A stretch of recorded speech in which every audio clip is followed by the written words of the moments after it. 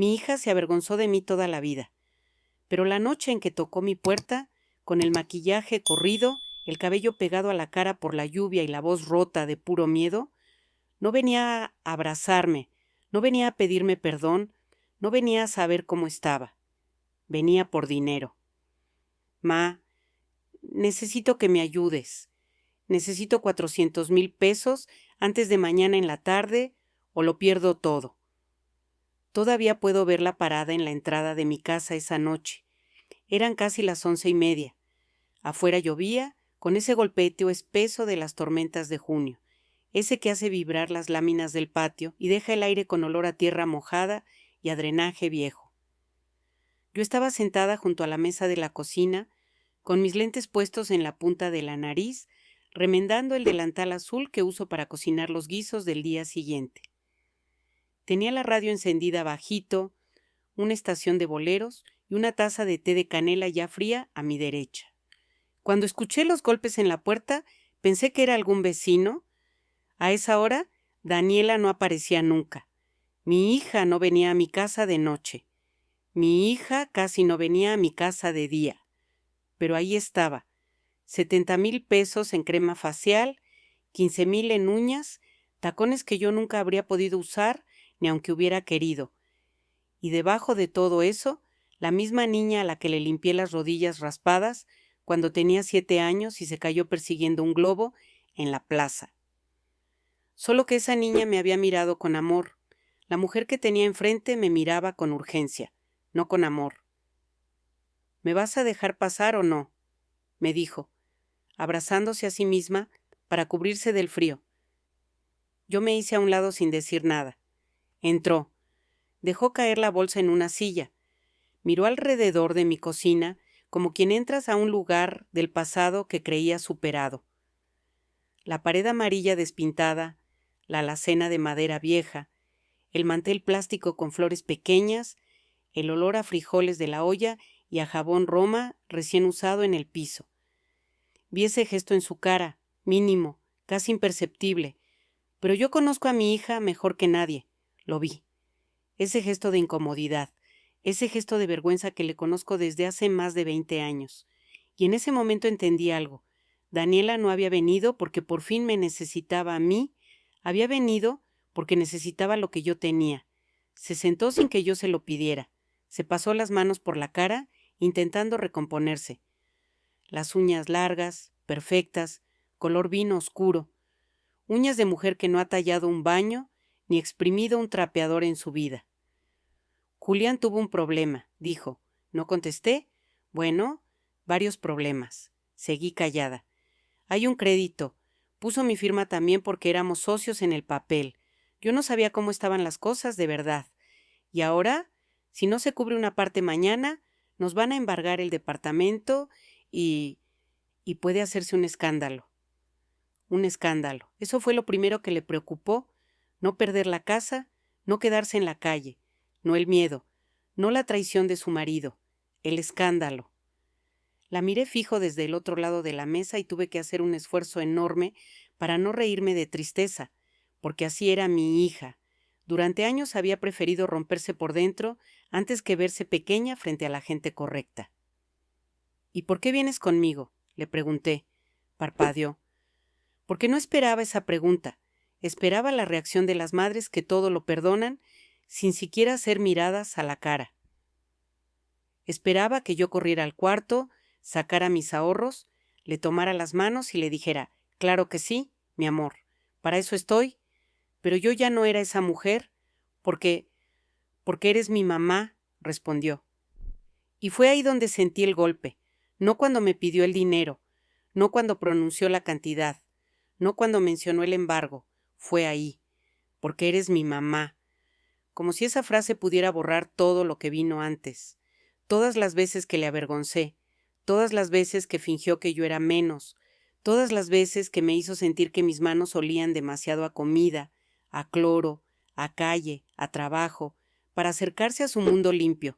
Apoyé la aguja sobre la mesa, me quité los lentes despacio y la miré bien. «¿Tu mamá?», le dije. «Te daba pena hace mucho tiempo, Daniela. No sabía que ahora también servía para sacar deudas. Su cara cambió. Y para entender por qué dije eso con una calma que hasta a mí me sorprendió, tengo que volver atrás, mucho más atrás, a cuando mi hija todavía corría hacia mí sin vergüenza, a cuando su voz todavía decía mamá, sin sentir que esa palabra la rebajaba delante de otros, porque nadie nace avergonzándose de su madre, eso se aprende, y mi hija lo aprendió demasiado bien. Si esta historia te toca de alguna manera, quédate hasta el final, porque lo que pasó después no fue solo una pelea por dinero, fue una cuenta pendiente de toda una vida, y hay heridas que no sangran hacia afuera, pero te cambian para siempre. Me llamo Graciela Mendoza, tengo 68 años.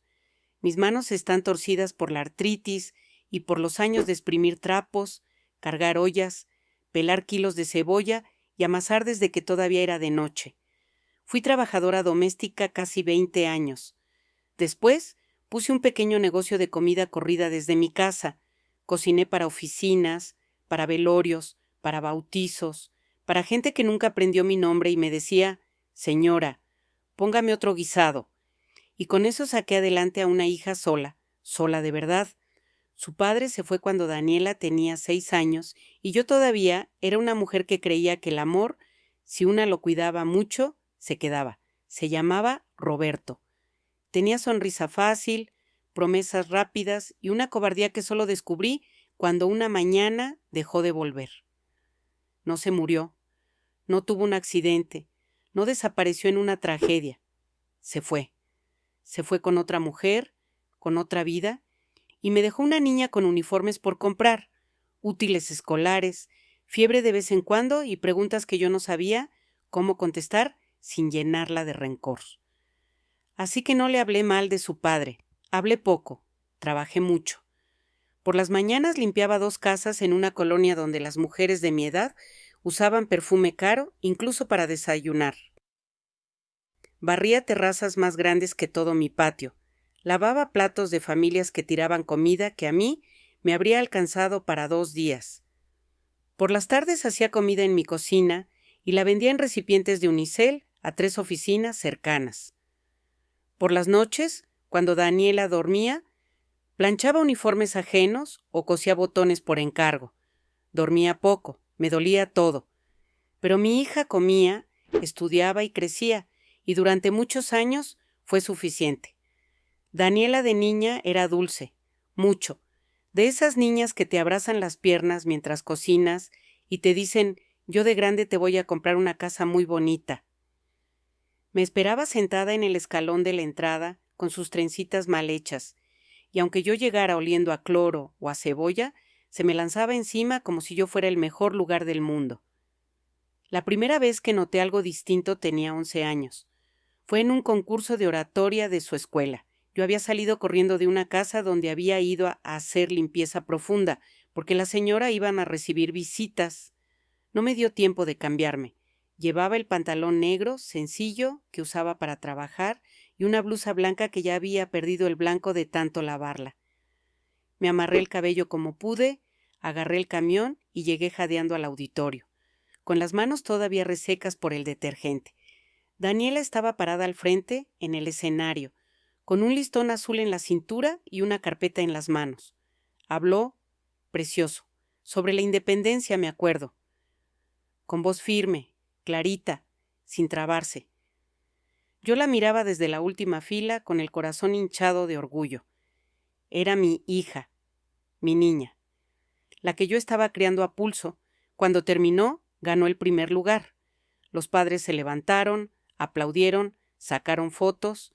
Yo también me levanté y me acerqué con una sonrisa que todavía siento en la cara cuando lo recuerdo. Pero antes de que llegara ella, una niña rubia, compañera suya, la abrazó y dijo mirando hacia mí, ¿tu mamá vino de trabajar? No lo dijo con maldad abierta. Lo dijo con esa curiosidad cruel que a veces tienen los niños cuando ya están aprendiendo la forma en que los adultos clasifican a la gente. Y yo vi a mi hija. La vi mirar mi blusa, mis zapatos gastados, mi bolsa de imitación, mi pelo apurado, la vi sonreír raro, incompleta, y luego decir bajito, sin verme, sí, es que no le dio tiempo de arreglarse, No era gran cosa, diría cualquiera, pero para una madre, a veces el corazón se rompe primero en astillitas. Esa noche no dije nada. Le serví su cena, le acomodé la medalla junto a la cama y la besé en la frente como siempre. Pero me quedé despierta mucho rato pensando en esa frase. No le dio tiempo de arreglarse, como si el problema no fuera el cansancio ni el esfuerzo, sino que yo me hubiera presentado así delante de otros. A partir de ahí, las cosas cambiaron despacio, que es la peor manera de cambiar. Porque una no sabe cuándo empezó a perder algo. En la secundaria ya no quería que la acompañara hasta la puerta. Déjame en la esquina, me decía cuando yo podía llevarla. Si tenía festivales, prefería que no fuera. No te preocupes, mamá, luego te cuentan. Si había reuniones, me pedía que me pusiera algo más discreto. Esa palabra se me quedó clavada años enteros. ¿Discreta? Yo, que le había puesto zapatos antes que a mí. Yo, que me había quedado con el abrigo viejo para comprarle a ella uno nuevo. Yo, que sabía exactamente cuántos huevos había en la alacena antes de abrirla, porque cada peso estaba contado. Discreta. Cuando cumplió 15 años quiso una fiesta grande. Salón, vestido con falda amplia, mesa de dulces, fotógrafo. Yo no podía pagar eso, ni juntando 3 aguinaldos que no tenía. Le hice una comida bonita en el patio de la vecindad donde vivíamos entonces. Adorné con papel, crepé, rosa y blanco. Mi comadre Irma me ayudó a hacer mole y arroz. Le compré un vestido sencillo, color durazno, y unos zapatitos que me costaron 2 semanas de trabajo. Nunca olvidaré su cara. No lloró, no gritó. A veces habría sido más fácil. Solo me dijo, no importa. Pero había un no importa que sí importaba. Se le veía en la boca dura, en la manera de apartar la vista, en cómo apenas saludó a las vecinas que habían llevado gelatina y regalos modestos. Esa noche, cuando todos se fueron y yo estaba recogiendo platos de unicel en el patio, encontré el vestido colgado detrás de la puerta, todavía con el precio arrancado mal.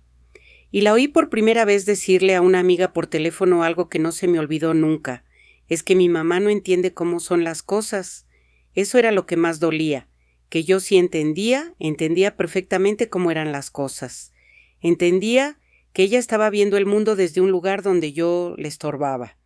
Pero también entendía algo más, que si quería sacarla de ahí, tenía que seguir. Así que seguí. Le conseguí beca parcial en una preparatoria buena. Me levantaba a las 4:30 para hacer chilaquiles, arroz, albóndigas y milanesas para vender en envases. Con eso pagaba el resto. Vendí las arracadas de oro que me había dejado mi madre para comprarle una laptop usada cuando entró a la universidad. Dejé de ir al médico casi 2 años porque siempre salía otra cosa, la inscripción, el pasaje, los libros, el traje sastre para sus prácticas. Daniela estudió administración en una universidad privada con beca alta. Inteligente siempre fue, eso no se lo quito jamás. Era lista, aplicada, rápida para hablar, para moverse, para entender cómo vestirse y con quién juntarse. Aprendió a entrar a los espacios donde antes no había cabido. Aprendió cubiertos, vinos, apellidos, silencios. Aprendió a pronunciar ciertas palabras como la gente que nunca ha viajado en microbús. Aprendió a mirar por encima del hombro sin que se le notara tanto. Y en ese aprendizaje yo me fui quedando atrás. Al principio todavía me contaba cosas, que una maestra la había felicitado, que una compañera la invitó a una casa enorme, que le daba pena no saber esquiar cuando todos hablaban de viajes. Yo la escuchaba y la animaba. No te preocupes, hija, tú enfócate en lo tuyo. Pero poco a poco dejó de contarme. Ya no me preguntaba, ya no se sentaba en la cocina a platicar, mientras yo picaba jitomate. Sus llamadas se volvieron más cortas, más funcionales. Mamá, deposítame para los materiales. Mamá, préstame para el transporte. Mamá, no vayas, yo llego sola. Mamá, luego te veo. Y yo seguía, porque uno cree que el amor de una madre alcanza para cubrir incluso la distancia. Cree que tarde o temprano la hija entenderá. Cree que todo el sacrificio quedará guardado en algún lugar de su memoria y un día florecerá en gratitud. No siempre florece. A veces se pudre en vergüenza. La primera vez que me pidió directamente que ocultara quién era yo, tenía 22 años y estaba por empezar sus prácticas profesionales en una empresa grande. Me llevó a una cena porque iba a estar la gente importante y me dijo, mientras yo me acomodaba una blusa beige frente al espejo, «Mamá, por favor, si te preguntan a qué te dedicas, di que tienes un negocio de comida, no digas lo de limpiar casas». Me quedé quieta. «También tuve un negocio de comida», dije. «Sí, pero no es lo mismo». Ahí estaba otra vez. No es lo mismo, como si limpiar la mugre ajena fuera algo que la ensuciara a ella también, como si años enteros de trabajo digno se pudieran esconder debajo de una frase más presentable. «¿Te avergüenza?», le pregunté. «Claro que no», respondió demasiado rápido. «Solo son personas muy fijadas». Lo dijo mirándose los aretes en el espejo. No a mí, nunca a mí. Fui a esa cena porque todavía no sabía negarme a ciertas cosas cuando se trataba de mi hija. Me senté derecha, hablé poco, sonreí lo necesario. Y durante toda la noche, Daniela estuvo pendiente de corregirme el tono, la postura, hasta la forma de sostener la copa. Yo me sentí como una invitada mal puesta en una obra donde todos sabían el libreto menos yo. Un año después conoció a Julián Aguirre, alto, bien peinado, reloj caro, sonrisa educada, hijo de una familia que había tenido dinero tanto tiempo que ya ni necesitaban presumirlo abiertamente. De esos que lo dejan ver en cosas pequeñas, en la manera de estacionarse, en cómo hablan con los meseros, en cómo llaman sencillo a un departamento que cuesta lo que una no junta en 3 vidas. Al principio me cayó bien, porque los hombres como él saben caer bien cuando quieren. Me hablaba de usted, me llevaba pan dulce cuando venía, me preguntaba por mis guisos, pero detrás de él venía algo peor, su familia. Su madre, Verónica, me examinó desde la primera vez con una sonrisa apretada y unos ojos de quien ya está clasificando. Me recibió en su sala impecable, con muebles color crema donde nadie parecía sentarse nunca. Me ofreció café en una taza fina y me preguntó, así como quien no quiere la cosa, ¿y usted siempre ha vivido por esta zona?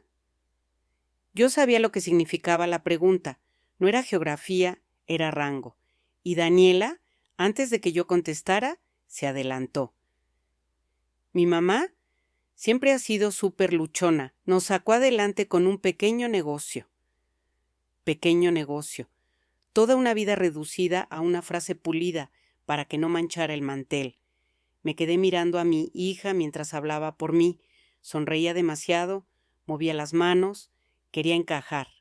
Quería que nadie viera la colonia donde habíamos vivido, las tandas, los recibos atrasados, las noches en que la cena fue solo tortilla con sal porque lo demás no alcanzó.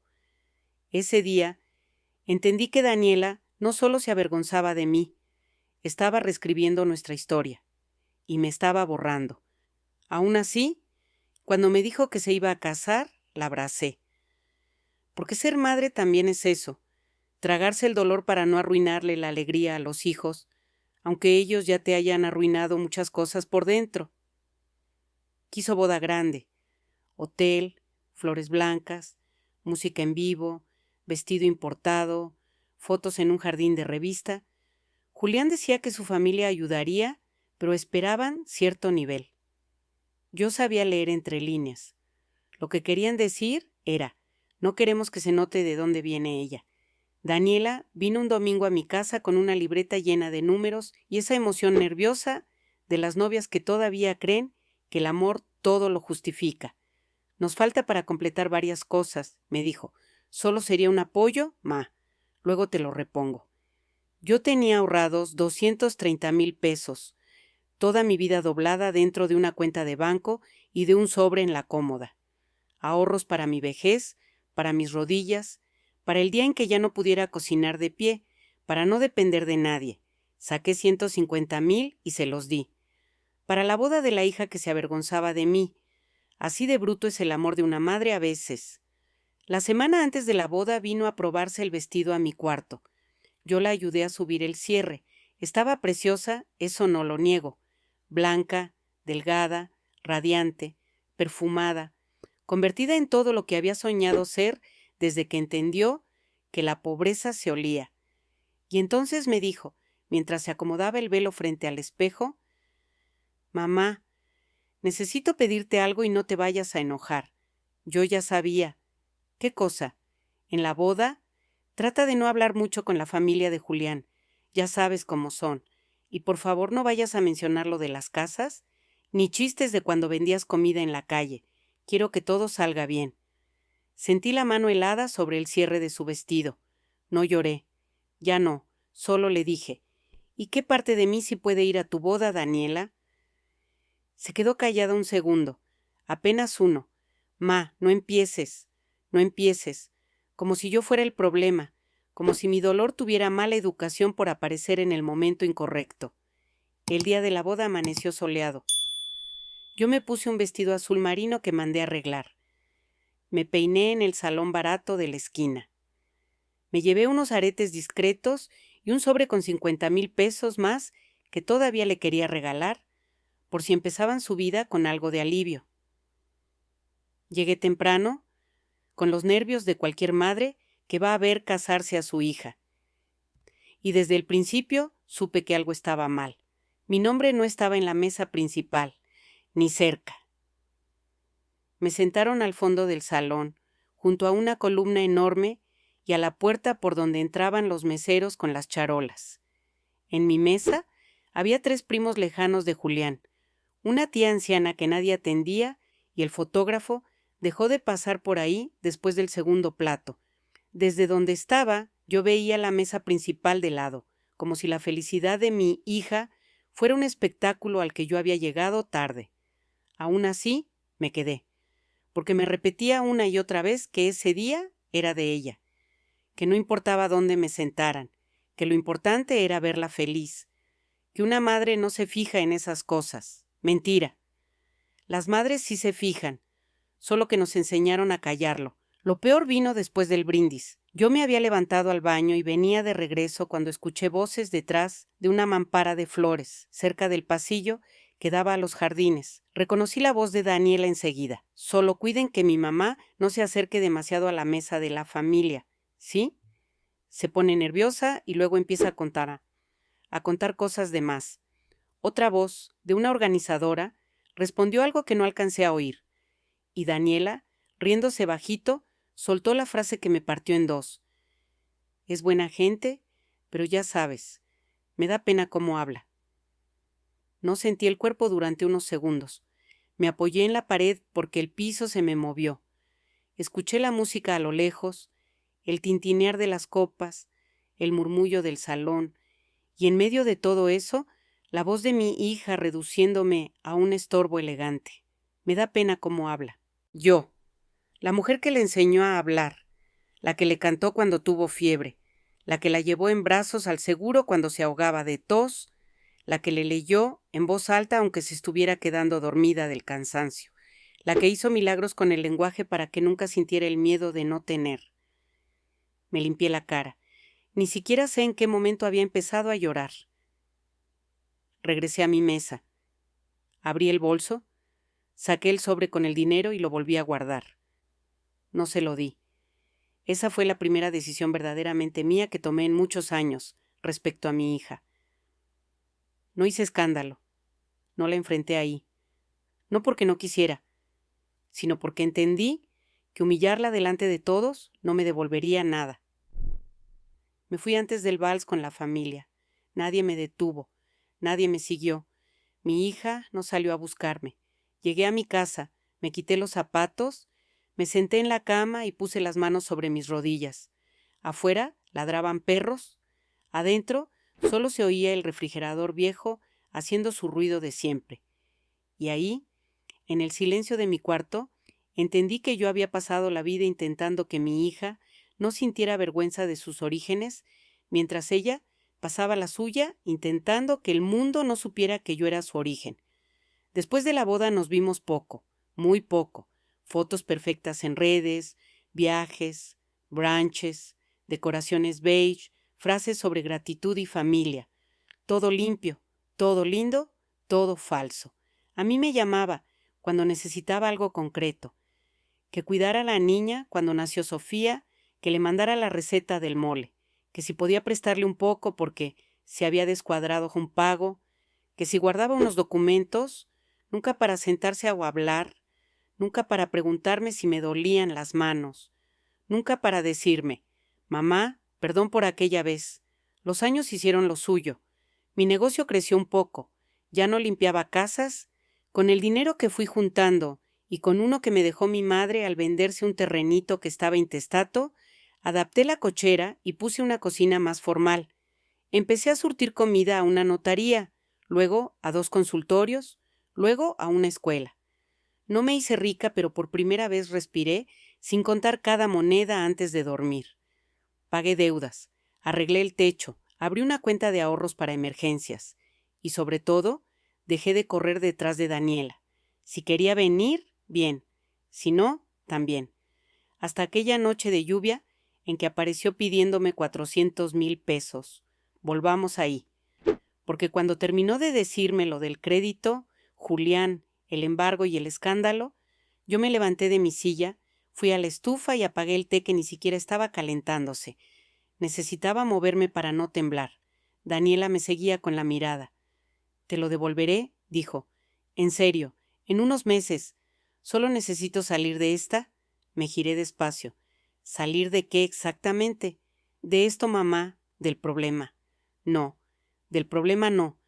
Quiero que me digas de qué vienes a salir. ¿De una deuda? ¿De un marido mentiroso? ¿O de la vida que te inventaste para que no se notara que eras hija mía? Se puso blanca. Eso no es justo. Me reí, pero sin humor. Justo fue levantarme 20 años a las 4 de la mañana para que tú estudiaras donde yo ni siquiera podía entrar sin sentir que estorbaba. Justo fue vender mis aretes para comprarte una computadora. Justo fue darte mi ahorro para la boda donde me sentaste al fondo porque te avergonzaba cómo hablaba. No me hables de justicia, Daniela. Abrió la boca, la cerró, me miró como si por fin estuviera viendo a una persona y no a un recurso. Yo nunca quise lastimarte, dijo bajito. No hizo falta querer. Esa frase se quedó suspendida entre las dos. Afuera seguía lloviendo. El foco blanco de la cocina hacía que su cara se viera cansada, mayor, menos pulida de lo habitual. Por primera vez en muchos años, no parecía la mujer segura que me corregía la manera de pronunciar ciertas palabras. Parecía una hija asustada, y eso casi me ablanda. Casi. «¿Julián dónde está?», pregunté. Bajó la vista. «No sé». «¿Cómo que no sabes?» «Se fue en la tarde. Dijo que iba a arreglar unas cosas». No contesta. «Su mamá dice que seguro está con los abogados». Su madre. Claro. «¿Y a ti te mandaron para acá?» No respondió. No hacía falta. Lo vi clarísimo. La familia de Julián había decidido que el apellido Aguirre no iba a poner ni un peso sin revisar antes qué podían sacar de mi hija. Y mi hija, que tantas veces me había escondido para verse mejor ante ellos, había terminado siendo la primera sacrificable.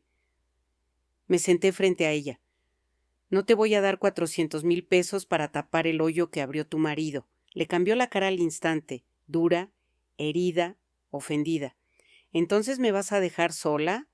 «No, no te confundas. No voy a salvarle la cara a Julián. Eso es muy distinto». Respiraba rápido. «Necesito ese dinero». Yo también necesité muchas cosas, hija, y aún así seguí. La vi apretar los labios, conteniendo lágrimas y coraje al mismo tiempo. Era igualita a su padre cuando se sentía acorralada. Eso me dolió más de lo que debería admitir. «Puedo ayudarte de otra manera», continué. «Puedo pagarte un abogado bueno. Puedo recibirte aquí con Sofía el tiempo que haga falta. Puedo hacerme cargo de su escuela unos meses si es necesario. Puedo darte comida, techo y tiempo para que te pongas de pie. Pero dinero para sostener una mentira, no». Me miró como si la hubiera insultado. «Yo no puedo venirme a vivir aquí». Ahí estaba otra vez. Aquí. Mi casa. Mi cocina. Mi vida. Todo lo que le daba vergüenza. Asentí despacio. «Entonces todavía no estás tan desesperada». Se levantó tan rápido que la silla rechinó. «No puedo creer que me hagas esto. Yo tampoco podía creer muchas cosas el día de tu boda, Daniela. Y mira, tomó su bolsa, se secó la cara con rabia. Está bien, ya entendí. No, hija, le dije, y mi voz salió más triste que dura. Todavía no entiendes nada. Se fue dando un portazo, y cuando la puerta se cerró, me quedé parada en medio de la cocina con el corazón latiéndome en la garganta, porque decirle que no a una hija duele, aunque esa hija te haya herido demasiadas veces. Una parte de mí quiso correr detrás de ella, detenerla, darle el dinero, evitarle el golpe, pero otra parte, la que por fin había aprendido a mirarse con algo de dignidad, me sostuvo quieta. Esa noche no dormí. A la mañana siguiente me dolía la espalda, me ardían los ojos, y aún así me fui a trabajar como siempre. Preparé arroz rojo, picadillo y calabacitas. Entregué pedidos. Fui al banco a hacer un movimiento. Volví, y durante todo el día tuve a Daniela metida en la cabeza. No llamó, no escribió, hasta 3 días después, pero no llegó como la primera vez, llegó peor. A las 6:10 de la mañana tocaron la puerta. Yo apenas estaba abriendo la cocina. Traía puesto mi delantal, el cabello recogido y las manos con olor a masa. Cuando abrí, Daniela estaba ahí con Sofía dormida en brazos, 2 maletas detrás y los ojos vacíos. No hinchados, no llorosos, vacíos. La niña, mi nieta, traía el cabello despeinado y abrazaba un conejo de peluche gris. Tenía apenas 6 años entonces. Una carita fina, ojeras de no entender por qué la sacaron de casa tan temprano y el pijama debajo de un abrigo. No le pregunté nada, solo me hice a un lado. Pasó, dejó una maleta, luego la otra. Acostó a Sofía en mi cama y cuando salió del cuarto se quedó parada en el pasillo, mirando al suelo. ¿Se fue? Dijo. Ya sé. No, se fue de verdad. Y entonces me contó. Julián había vaciado una cuenta, había puesto bienes a nombre de una empresa puente, había dejado de contestarle a ella, a los abogados, a todos. Su suegra la había recibido en su sala perfecta, la misma donde años antes me había examinado como quien ve un mueble fuera de lugar, y le dijo algo que mi hija jamás olvidó. Arréglate con tu gente, eso es lo que hacen, ¿no? Tu gente. Ese día a mi hija la metieron por fin en la caja donde llevaba años intentando meterme a mí, y le dolió. Muchísimo. A veces la vida tiene una crueldad particular para enseñar ciertas lecciones. No me alegré, nunca me alegré, pero tampoco corrí a limpiarle el dolor de inmediato. Le serví café, pan con mantequilla, le dejé una toalla para bañarse, hice espacio en el ropero para la niña. Y cuando por fin estuvo sentada en la mesa, con la cara lavada y la derrota ya sin maquillaje, le dije, aquí se quedan, pero aquí se trabaja, y aquí no se miente. No discutió, no tenía fuerzas. Los primeros días fueron raros, muy raros. Daniela caminaba por mi casa como alguien que ha regresado a un idioma que entendía, pero ya no sabía hablar. Le molestaba el ruido de la licuadora temprano, el pregón del gas, el canto del señor que afilaba cuchillos. Le costaba dormir con los perros del vecino. Se le notaba el miedo de que alguien la viera ahí. Más de una vez la encontré mirando el celular, probablemente revisando si alguien de su antigua vida había notado su desaparición. Pero aquí la vida no se detiene por vergüenza. A la semana le pedí que me ayudara. Primero a envolver cubiertos, luego a llevar cuentas sencillas, después a contestar pedidos por mensaje. Daniela lo hacía tiesa, con esa incomodidad de quien siente que el trabajo le queda debajo. Hasta que un martes faltó Lupita, la muchacha que me ayudaba, y le dije, «Vente, hoy me ayudas desde temprano». Nos levantamos a las 4:40. Quiero que te imagines eso. Mi hija, que antes elegía manteles para cenas donde había 3 tipos de vino, parada en mi cocina con el cabello mal recogido, cortando cebolla con los ojos llorosos, untando frijoles en 50 tortas, aprendiendo a cerrar bien los recipientes para que no se tirara la salsa. Sofía seguía dormida en el cuarto. Afuera todavía era noche. A las 7:15, cuando salieron los primeros pedidos, Daniela tenía las manos rojas del agua caliente y una expresión que yo conocía bien: agotamiento. el cansancio humilde del trabajo real. No dije nada. No hacía falta. Los días se volvieron semanas, y en esas semanas pasaron muchas cosas pequeñas que juntas hicieron algo grande. Un repartidor llegó un jueves y me dijo: «Doña Graciela, le aparté lo del caldo para el viernes porque usted siempre cumple». Mi hija escuchó eso. La directora de una primaria me llamó para agradecerme los desayunos de un evento y decirme que ojalá todas las personas trabajaran con mi seriedad.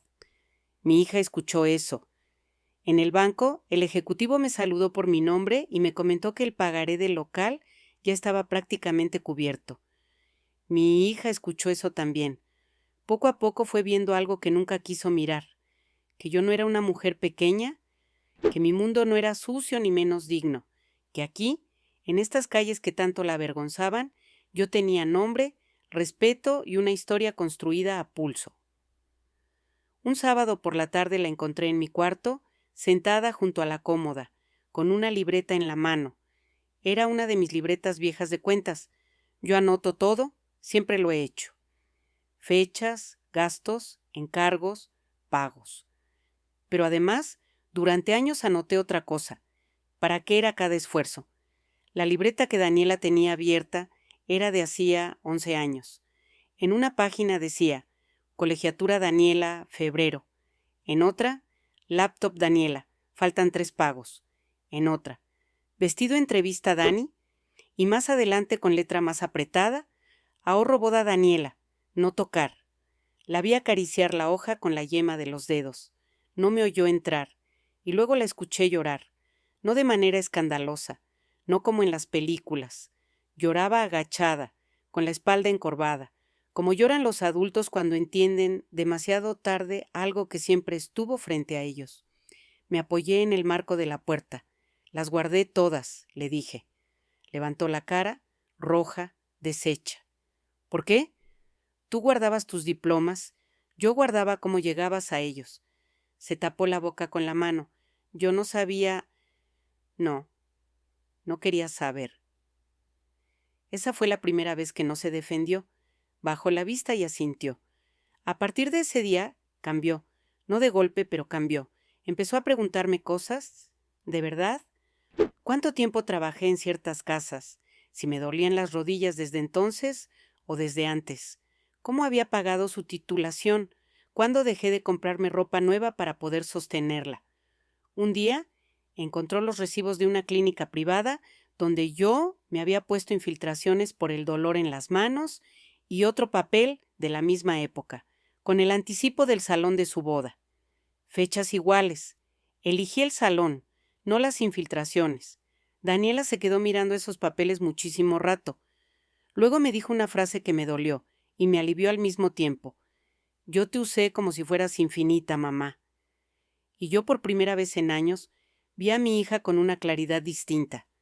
No como la ingrata, no como la trepadora, no como la mujer que me había negado tantas veces.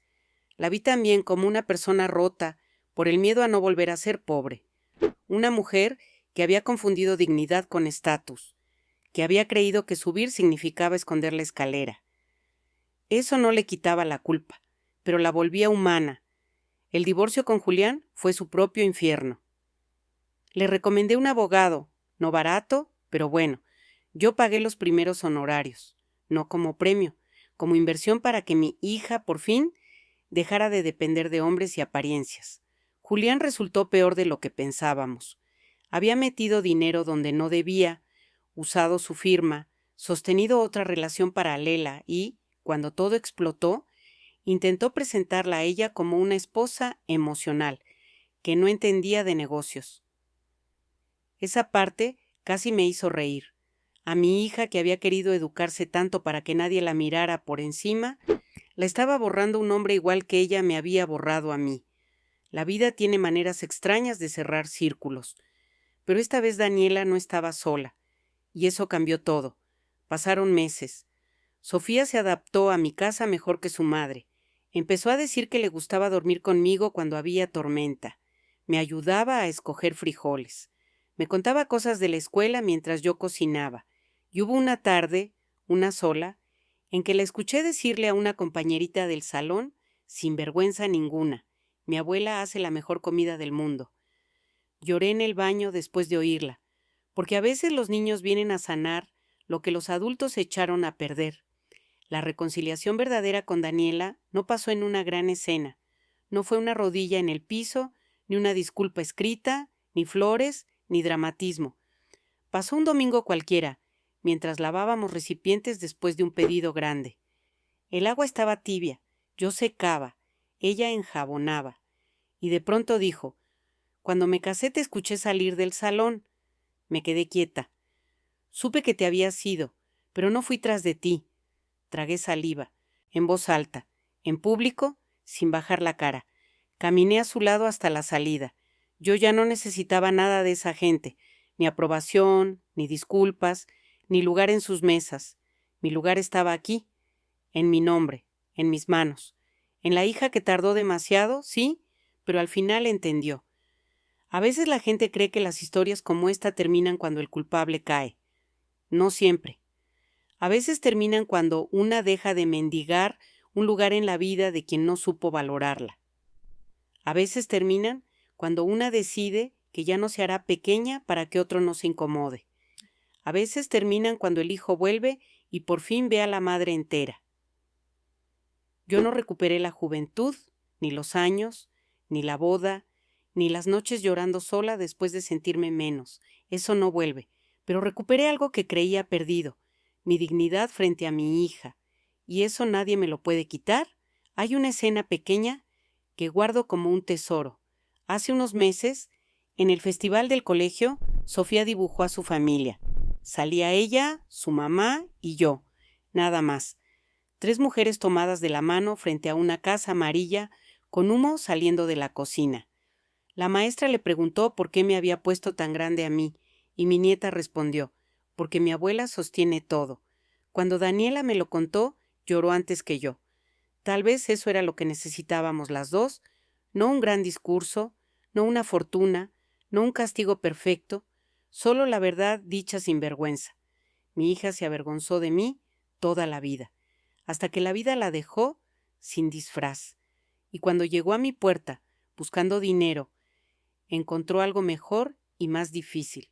Una madre que por fin se respetaba lo suficiente como para no comprar el amor que le debía llegar limpio. Si esta historia te tocó, déjamelo en los comentarios. Quiero leerte. Y cuéntame desde qué país estás viendo este video. Porque estas historias viajan más lejos de lo que una imagina. Suscríbete para más relatos como este, porque a veces lo que más sana no es que nos den la razón, sino escuchar que no fuimos las únicas que sobrevivimos a algo así. Y recuerda esto, sobre todo si alguna vez alguien te hizo sentir que tu trabajo, tu origen o tus manos valían menos. La vergüenza nunca debería cargarla quien se sacrificó. La vergüenza le pertenece a quien olvidó, quien lo levantó del suelo.